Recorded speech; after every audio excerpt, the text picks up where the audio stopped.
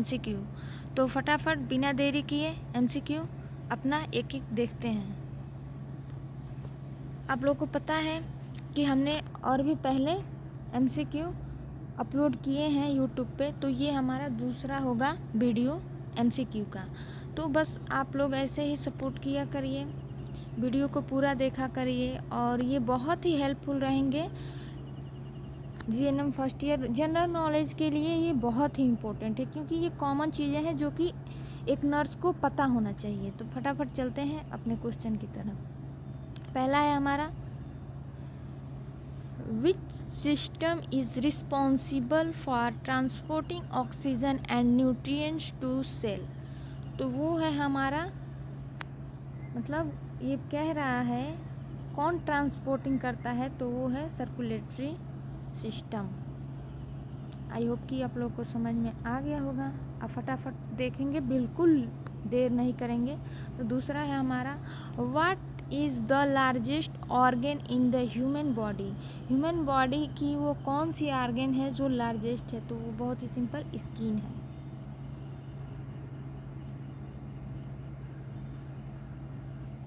तीसरा देख लेते हैं, what is the primary goal of nursing care. तो वो है टू प्रमोट हेल्थ। ये पूछ रहा है प्राइमरी गोल क्या होता है नर्सिंग केयर का, तो वो होता है to promote health.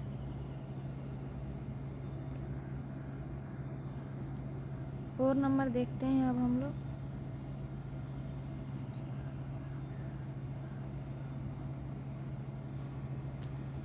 What is the nursing process. Nursing process क्या है, तो देखते हैं एक एक करके। पहले असिस्मेंट के बाद डायग्नोसिस आता है, डायग्नोसिस के बाद प्लानिंग आता है, इम्प्लीमेंटेशन, इवेल्युएशन।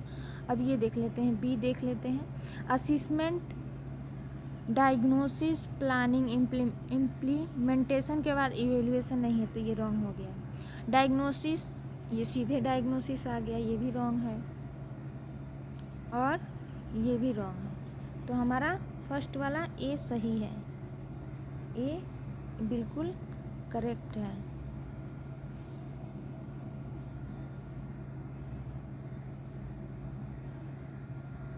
अब 5 नंबर देखते हैं हम लोग। What is the main objective of health education. Health education का क्या मेन ऑब्जेक्टिव है, तो वो है टू प्रिवेंट डिजीज, डिजीज को प्रिवेंट करना, टू प्रमोट हेल्थ, हेल्थ को प्रमोट करना, टू ट्रीट इलनेस, इलनेस को ट्रीट करना। तो ये ऑल ऑफ द एबव हो जाएगा, ये ऑल ऑफ द एबव। अब चलते हैं अपने 6 नंबर क्वेश्चन की तरफ। विच of the following is a health promotion strategy. क्या कह रहा है क्वेश्चन, एक बार ध्यान से सुनिएगा। देखिए, विच of the following is a health promotion strategy. Health को प्रमोशन करने की क्या स्ट्रेटजी है। Health education, health screening, health counselling, all of the above. ये पूरा सही होगा क्योंकि जो होता है हेल्थ एजुकेशन भी ज़रूरी है। स्ट्रेटजी में देखा जाए तो स्क्रीनिंग और हेल्थ काउंसलिंग यानी कि हेल्थ के बारे में परामर्श देना, तो ऑल ऑफ द अबव पूरा सही है।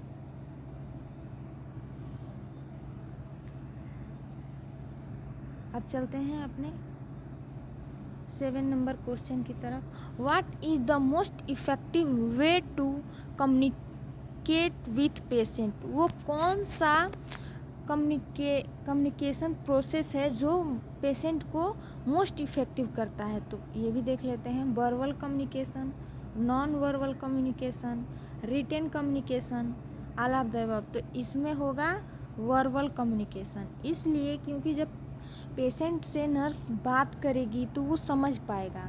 हो सकता है नॉन वर्बल कम्युनिकेशन, वो इशारों में क्या समझेगा, और रिटेन लिखने में उसको पढ़ने में कहीं दिक्कत हो, तो verbal communication is the best. Which of the following is an interpersonal skills.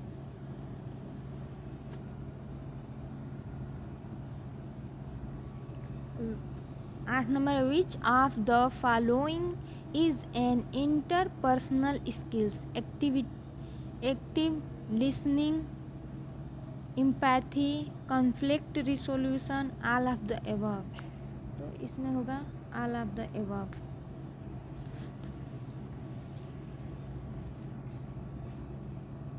अब 9 नंबर देख लेते हैं, what is the most common mode of transmission of infectious disease? तो वो है हमारा डायरेक्ट कंटेक्ट।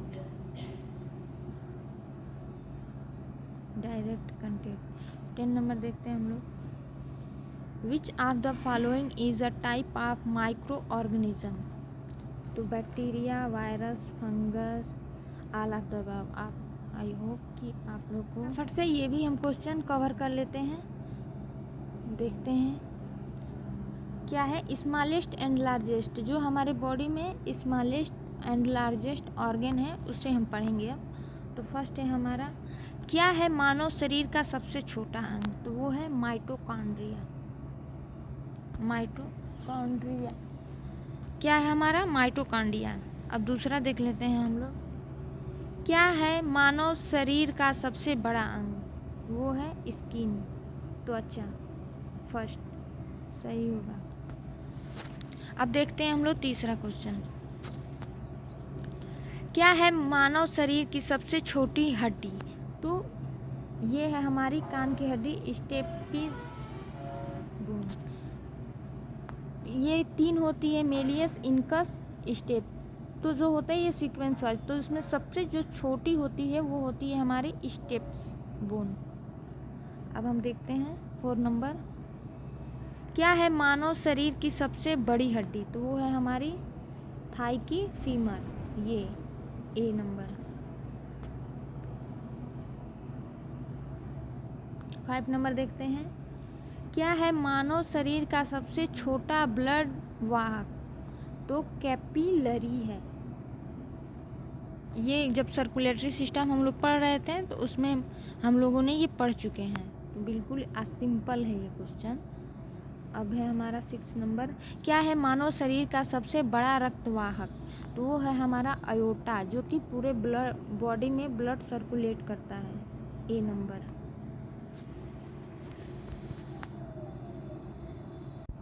अब हम लोग नेफ्रॉन से जुड़ी महत्वपूर्ण MCQ देख लेते हैं फटाफट। What is the primary function of a nephron? Nephron का प्राइमरी फंक्शन क्या है देखते हैं। To filter waste from the blood, blood में जो भी वेस्ट होते हैं उसको फिल्टर करता है। To regulate blood pressure, blood pressure को रेगुलेट करता है। टू प्रोड्यूस यूरिन, यूरिन को प्रोड्यूस करता है। ऑल ऑफ द अबव, तो ये पूरा ऑल ऑफ द अबव होगा क्योंकि ये सारे वर्क ये करता है। तो ये हमारा हो जाएगा डी। अब देखते हैं, which part of the nephrons is responsible for filtering waste from the blood? तो बहुत ही glomerulus, proximal convoluted tubule, distal convoluted tubule, collecting duct. तो इसमें हमारा होगा ए, ग्लोमेरुलस।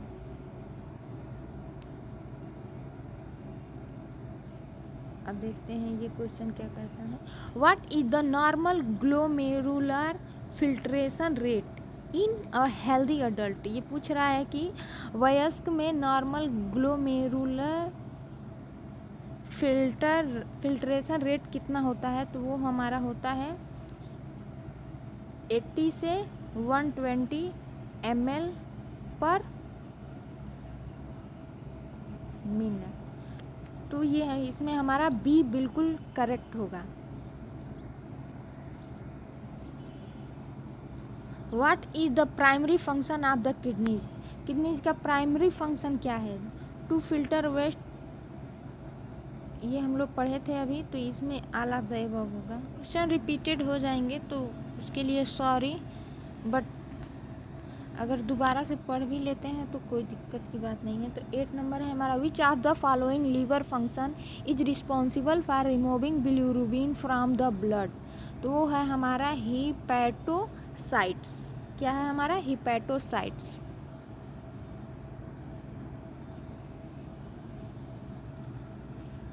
9 नंबर है what is the term for the liver ability to regenerate itself. वो कौन सी लीवर की पार्ट है जो खुद ही वो हो जाती है, रीजनरेट होती है, पुनः वो कैपेबिलिटी रखती है कि वो सही हो सकती है।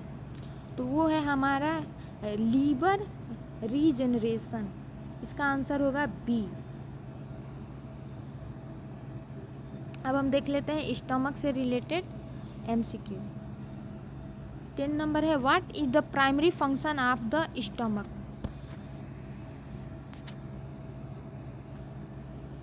तो वो है हमारा to digest food. A number बिल्कुल करेक्ट होगा।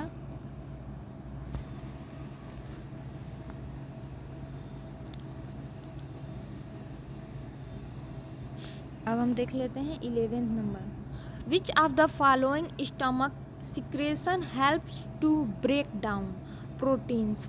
तो वो है हमारा पेप्सिन।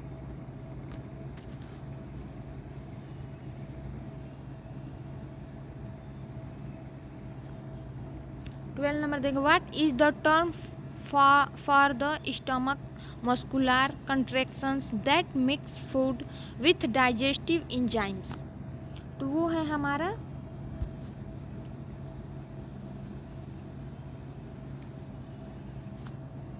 Gastric contraction. बी है हमारा गैस्ट्रिक तो अब हम लोग देख लिए हैं एनाटॉमी से रिलेटेड मोस्ट इम्पोर्टेंट क्वेश्चन। अब हम देख लेते हैं फंडामेंटल से रिलेटेड मोस्ट इम्पोर्टेंट क्वेश्चन। तो ये मिक्सअप है एमसीक्यू जो कि बहुत ही महत्वपूर्ण होते हैं हमारे लाइफ में। कहीं भी कोई भी पूछ सकता है क्योंकि हम लोग स्टूडेंट हैं, अभी पढ़ रहे हैं, तो इसको याद करना ज़रूरी होता है। तो फर्स्ट देख लेते हैं हम लोग what are the 5 vital science. 5 vital sign क्या है? तो वो है हमारे temperature, pulse, respiration, blood pressure, oxygen saturation. तो ये करेक्ट लग रहा है। ये सब भी देख लेते हैं हम लोग क्या लिखा है। Temperature, pulse, respiration, blood pressure, pain. तो ये नहीं होगा। अब देखते हैं हम लोग सी नंबर क्या कह रहा है। Temperature, pulse, respiration, blood pressure, urine output. तो ये भी रॉन्ग है। अब देखते हैं हम लोग temperature, pulse, respiration, blood pressure, mental status. ये तो बिल्कुल ही नहीं होगा। तो हमारा इसमें करेक्ट होगा ए करेक्ट होगा बिल्कुल भी, क्योंकि ये 5 वाइटल साइन पूछ रहा है तो ये हमारा करेक्ट होगा। अब हम लोग देख लेते हैं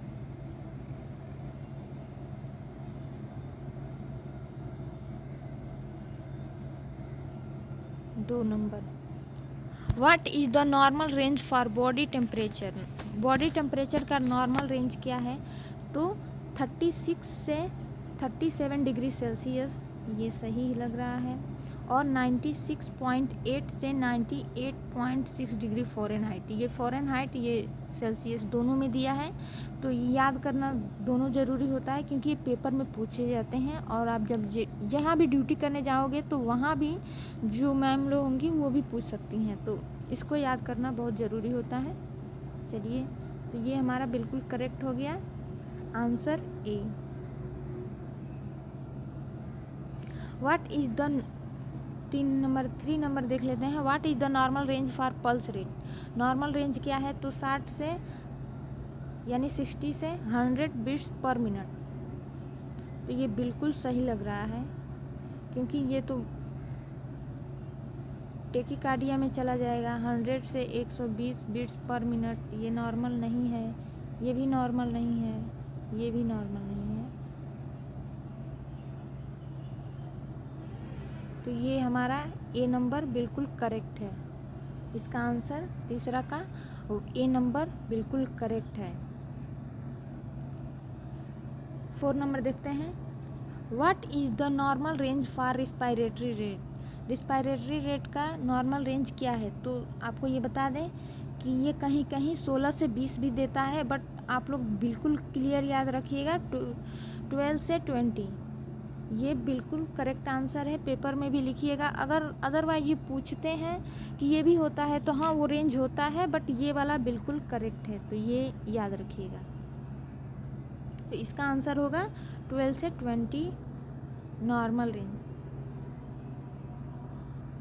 5 नंबर देखते हैं, what is the normal range for blood pressure. Normal range क्या है ब्लड प्रेशर का, तो ये भी बिल्कुल क्लियर कर दे रहे हैं आपको। देखिए ये 19 से 120/60 से 80 mm/Hg होता है।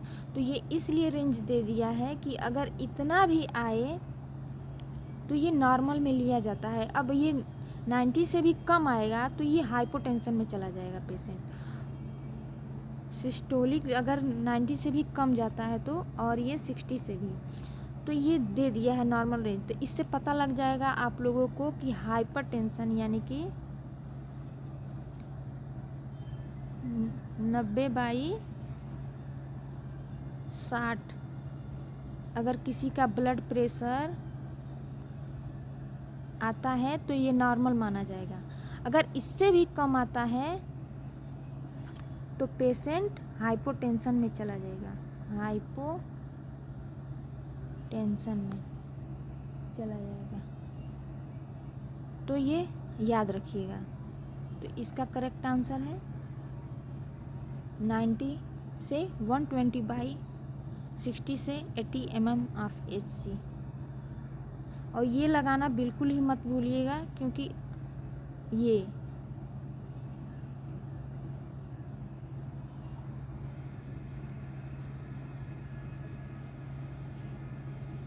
अब हम लोग वाइटल साइन असेसमेंट देख लेते हैं। तो 6 नंबर है हमारा, how often should vital sign be assessed. तो वो कब करेंगे, एवरी 4 आवर्स। 7 नंबर देखते हैं अब हम लोग,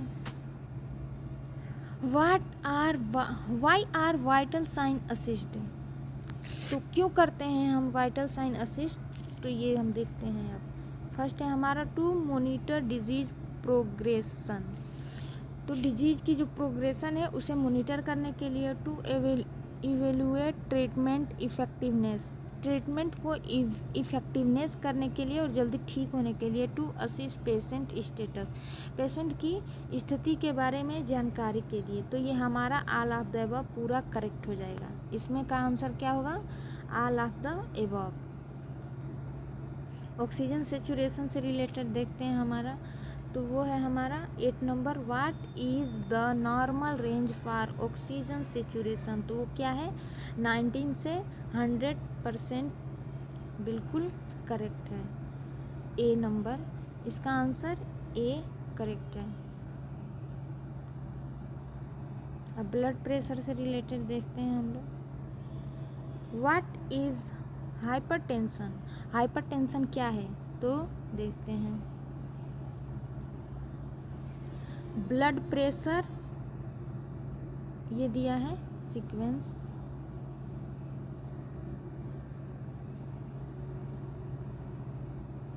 सी बिल्कुल करेक्ट है, दिखा रहा है ब्लड प्रेशर अगर 140 से भी अधिक, 140 से अधिक और ये बटे 90 mm/Hg यानी 90 से भी अधिक हो तो उसे हम हाइपरटेंशन कहते हैं। अगर ये, तो ये हमारा बिल्कुल करेक्ट हो जाएगा, सी नंबर। हाइपरटेंशन अगर पूछता है तो 140/90 mm/Hg। आई होप कि आप लोगों को बहुत ही अच्छा लगा होगा ये वीडियो। अगर वीडियो अच्छी लगी है तो चैनल को सब्सक्राइब करिए, वीडियो को लाइक करिए, दोस्तों में शेयर करिए और बिल्कुल ही स्किप मत करिएगा वीडियो रोज़ देखा करिए। बिल्कुल जनरल नॉलेज के लिए अपलोड होती हैं वीडियो आपके लिए। वीडियो अच्छी लगी है तो कमेंट करना ना भूलिए। Thanks for watching this video.